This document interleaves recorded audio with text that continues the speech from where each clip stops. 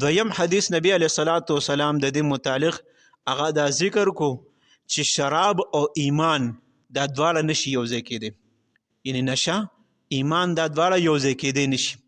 د حدیث مبارک روایتونه چې کوم د نسائی کې موجود دي، دارنګه جامع ترمذی کې هم د انس رضی الله تعالی عنہ نه روایت دی چې د نبی علیه الصلاۃ والسلام د شراب مبارک په لسو کسانو باندې لعنت کړی دی. نبی علیه الصلاۃ والسلام په لسو کسانو باندې لعنت ویلی دی. څرنګه چې مخکې ذکر شوي چې ګناه کبیره کې یو دا دی چې شراب جوړونکې په ده باندې لعنت دی،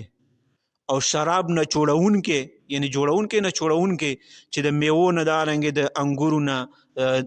نبیز او تمرو نه د دې څیزونو نه چې کوم دی څه جوړي شراب جوړي نو دا نه جوړونکې په ده باندې د الله لعنت دی،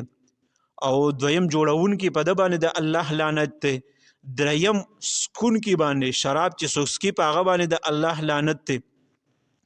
او څلورم پسکونکي باندې یعنی د چا په لاس کې د شرابو پیاله او جام وي او هغه په میخانه کې په خلکو باندې شراب سکي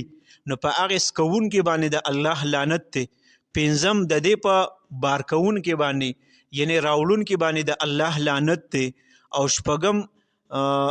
د دې په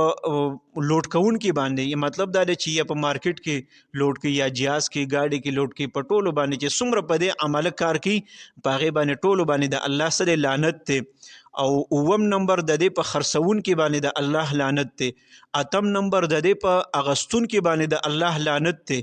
نهم نمبر د دې په هبه کوونکي باندې یعنی چاله په ګیب کې تحفه کې ته شراب میلمه راشي شراب ورته کېدی یا ملګری دی هغه د شرابو بوتل په هبه کې ولېږي چې دا زما د طرفه ته قبول کا په ده باندې د الله لعنت دی. لسم نمبر د شرابو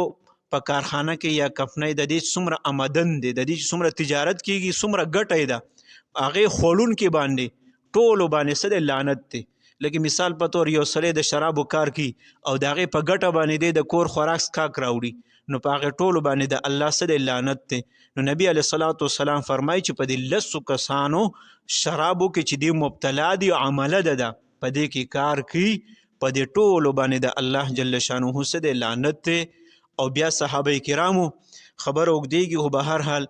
د نن خلاصو. صحابه کرامو چې کله د نبی علیه الصلاۃ والسلام د الله د طرفه دا حکمونه میلاو شو نو صحابه کرامو څه وکړل؟